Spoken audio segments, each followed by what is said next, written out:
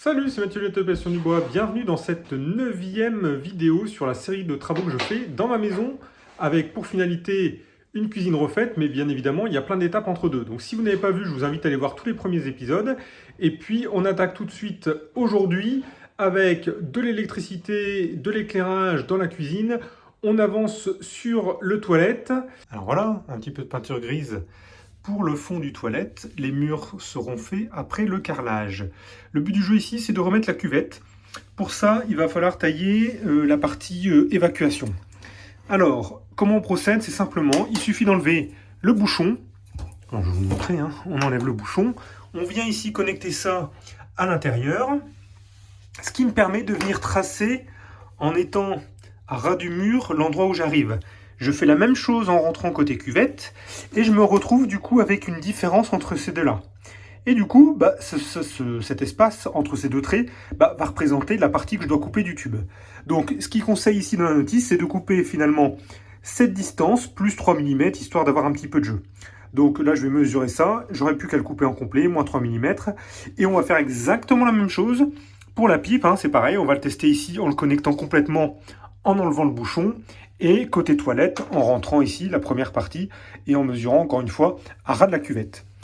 Pour le coup, les indications sont quand même plutôt claires ici. Alors ce qui est important, un petit détail, mais c'est que quand on va prendre sur la cuvette, vous voyez, ils mettent une règle pour être sûr qu'on soit aligné par rapport à la cuvette et non pas par rapport au trou qui est légèrement un petit peu plus enfoncé. Franchement, je ne sais pas si c'est les constructeurs ou les magasins, mais arrêtez avec vos étiquettes de merde qu'on ne sait même pas enlever derrière. Bon, la petite astuce, hein, c'est l'essence de térébenthine. Ça permet d'enlever ça très facilement. Donc, vous grattez ce que vous pouvez au cutter et le reste, essence de térébenthine. Et après, ça part. Sur les conseils de mon plombier, j'ai acheté ici une espèce de petite mousse. Hein. Ils vendent ça, vous voyez, c'est déjà pré-percé pour les cuvettes. Le but, c'est vraiment d'avoir une partie un petit peu, ce que j'ai compris, isolant phonique et d'éviter vraiment d'avoir la porcelaine qui va taper directement sur le placo. Donc là, je viens de positionner la cuvette dessus, histoire de tout tracer. Je vais la découper en amont, et puis après, j'aurai plus qu'à fixer le toilette. Hein. Pour mettre la partie chasse d'eau, rien de compliqué. Hein. Il y a cette petite grille qui vient se mettre directement, qui s'emboîte sur la boîte qu'on a mis. Ici, alors je vais le faire à une main, mais on a la façade. On vient simplement la clipser ici. Et après, elle n'a plus qu'à verrouiller en position pour qu'elle se déclipse. Et là, c'est fait, le mécanisme de la chasse d'eau est prêt. Je n'ai plus qu'à le rentrer et le clipser. Bon, au final, on va s'arrêter là. Le carrelage va arriver dans un mois et demi. Et en fait, on va être embêté avec la cuvette pour le carrelage. Donc, tant qu'à faire, autant ne pas la remettre tout de suite. Tant pis, j'ai un autre toilette en haut, c'est pas grave. Et puis, on reprendra du coup la fin de ce chantier un petit peu plus tard. Bon, les travaux, c'est aussi l'occasion de faire quelques petites réparations de matériel. Mon petit aspirateur qui a maintenant plus de 10 ans, hein, je l'avais acheté pour la maison, commençait à galérer au niveau de l'interrupteur, là, qui cherche la position on-off et puis après automatique, avec la commande de l'aspiration quand on met un outil sur la prise. Et au final, c'était ce petit interrupteur là qui était complètement merdique. Du coup, j'en ai acheté un nouveau. Voilà, pour 8 €, je me retrouve avec un aspirateur tout neuf qui refonctionne impeccable. Donc des fois, ça vaut un petit peu le coup de passer un peu de temps. Au final, je lui ai fait une petite beauté en nettoyant en plus tout l'intérieur de l'aspirateur. Ça ne lui a pas fait de mal. Et j'ai plus qu'à reconnecter tout ça. Et vous voyez, rien de compliqué. On voyait bien qu'en faisant l'interrupteur, moi, voilà, en bougeant ça, tout déconnait. Alors, ce qui est intéressant de regarder dans ce montage, c'est les mecs, les ingés, ils vont chercher quand même des trucs un petit peu chelous, quoi. C'est que normalement, on a cette pièce-là qui est rentrée là-dedans. On a cet interrupteur rond qui vient rentrer à l'intérieur. Et en fait, c'est cette position ici, cette excroissance qui vient tourner. Alors, on va se mettre plutôt de haut. Qui vient tourner comme ça, en faisant de gauche à droite, et qui du coup, en venant à gauche, vient appuyer de ce côté-là, et en venant à droite, vient appuyer de ce côté-là, plutôt que de mettre directement cet interrupteur en façade. Du coup, je me tâte à moi me remettre une petite plaque ici pour mettre directement cet interrupteur devant. Ce sera quand même plus pratique que cette espèce de poignée un petit peu merdique. Au final, j'ai essayé de remettre leur système et vous voyez, ça n'allait pas. Donc simplement une petite plaque de contreplaqué collée au pistolet glue chaude. Et puis là, ici, j'ai mon interrupteur en façade qui marche bien et je suis reparti pour 10 ans. J'avais un prof de physique qui me disait toujours rien ne se crée, rien ne se perd, tout se transforme. Et c'est exactement ce qui se passe ici. L'ancien plan de travail de la cuisine va nous servir pour faire les tablettes pour la partie WC. Donc il y aura la première tablette qui va venir au-dessus du bâti et de tout la partie en placo que j'ai fait. Et après je vais me servir aussi derrière pour faire des petites tablettes pour quelques petites expositions. Donc on va partir de ça, on va tailler ça si sous table, si autre, et puis on sera bon pour passer ça dans la maison.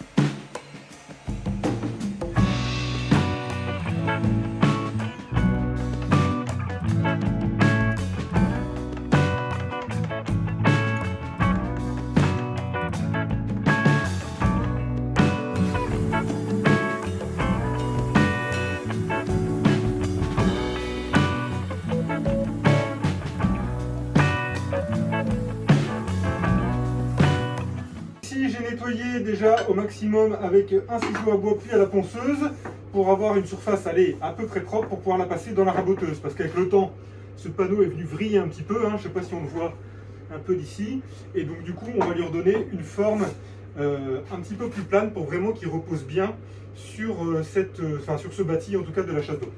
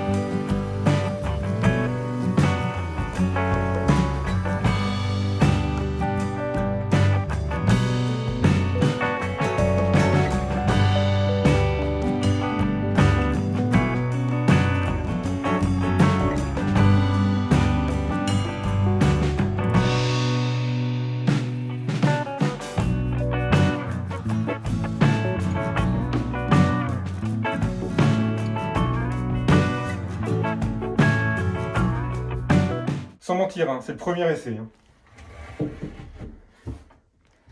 Ah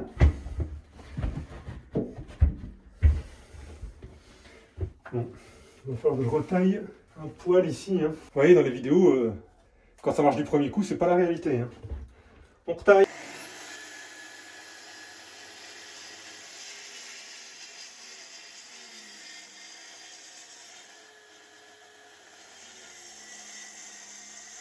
Deuxième tentative.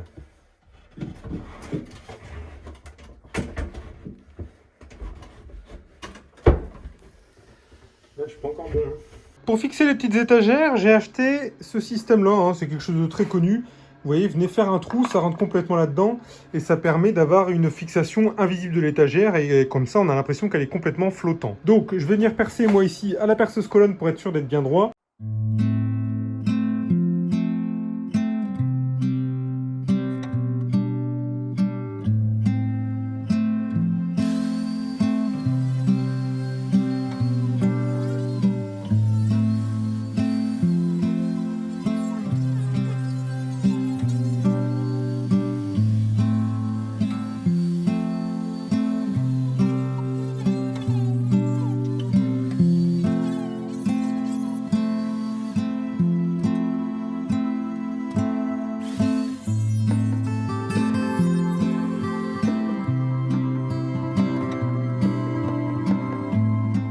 Alors ici, je les ai fait assez grandes, volontairement, en tout cas assez profondes, pour que je puisse ici noyer la tête de vis. J'ai pareil un petit peu de jeu de gauche et droite, ce qui me permettra potentiellement d'ajuster ça contre le mur. Pour la finition des tablettes, j'utilise simplement un petit vitrif mat incolore, et ma petite astuce pour pour m'occuper des tablettes. Donc soit il y a les systèmes comme ça, hein, les espèces de dogs bench cookies qui permettent comme ça de peindre les deux faces d'un coup. L'autre technique, c'est simplement de clouer une planche et de faire sortir juste les têtes de clous. Alors là, c'est pas grave parce que c'est le dessous. De toute façon, on n'appuie pas dessus, hein, mais simplement le dessous de l'étagère. Ça permet comme ça à la partie vitrif de sécher complètement.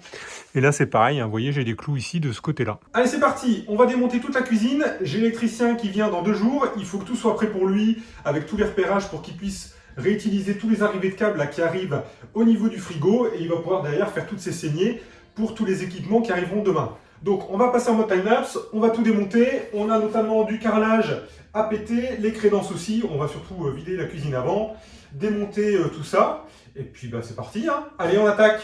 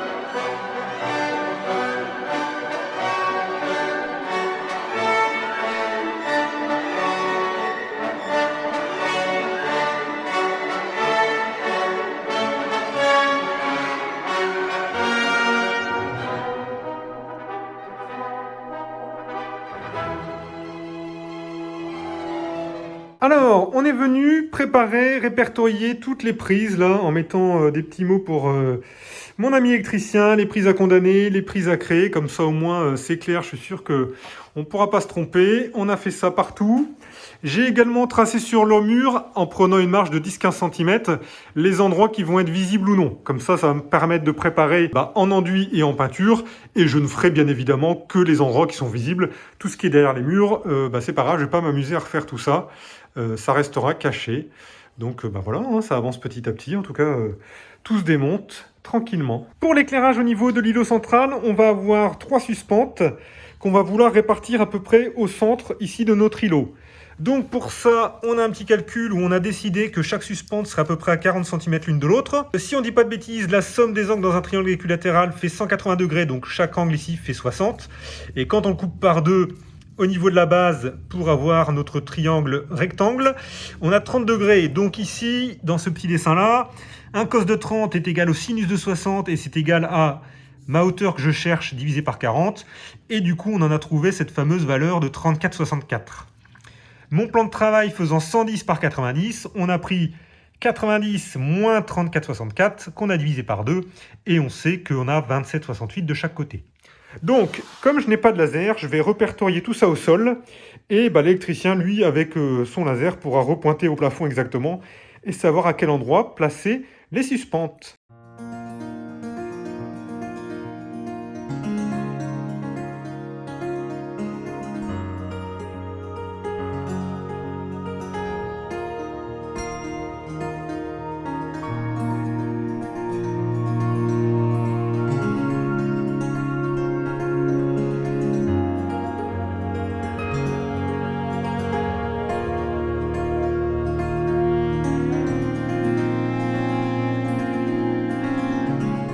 Allez, ça y est, l'électricien est passé là pour sa première journée, donc il a installé toutes les prises. Alors oui, les câbles sont apparents parce que ce sont tous les éléments qui sont derrière les meubles.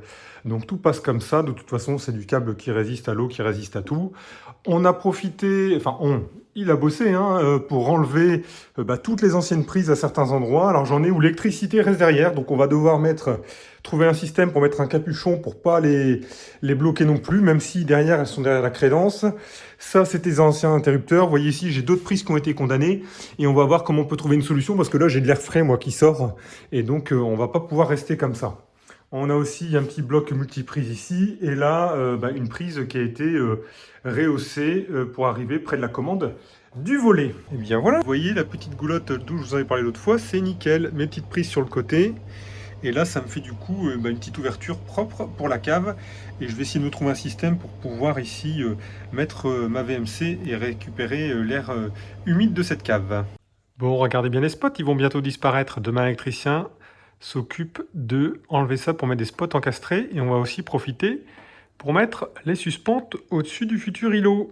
Et voilà, après la deuxième journée, le plafond est maintenant terminé et on a maintenant des spots encastrés. Donc il y en a un qu'on a déplacé là par rapport au meuble et surtout pour qu'il soit aligné avec celui-ci, et on se retrouve un petit peu hanté avec deux autres. Alors il y a un spot qui était HS, donc l'électricien va revenir pour pouvoir l'installer.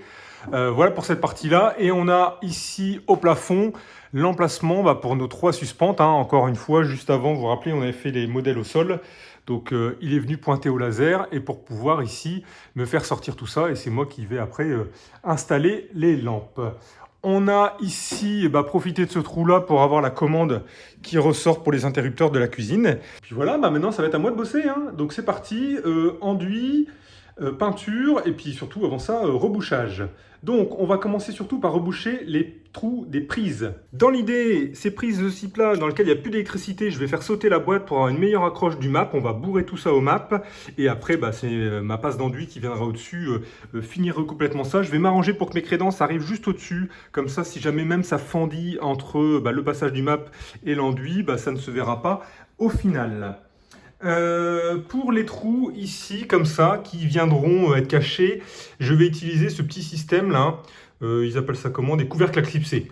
Donc ça va venir rentrer là-dedans, et ce que je vais faire, c'est que je vais faire un joint de mastic tout autour pour me créer un peu d'étanchéité et éviter surtout les courants d'air au niveau de mon mur qui sortent de cet endroit-là.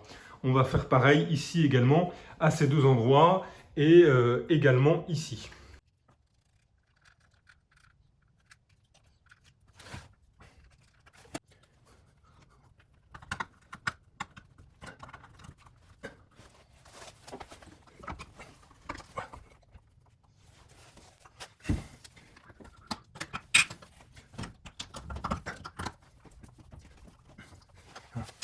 Bon allez, on va arrêter là pour aujourd'hui. La semaine prochaine, on va continuer d'avancer sur tous les enduits de la cuisine et notamment tout mon coin que j'ai à refaire ici avec le mur de la buanderie et le mur des WC. Allez, je vous dis à bientôt, ciao!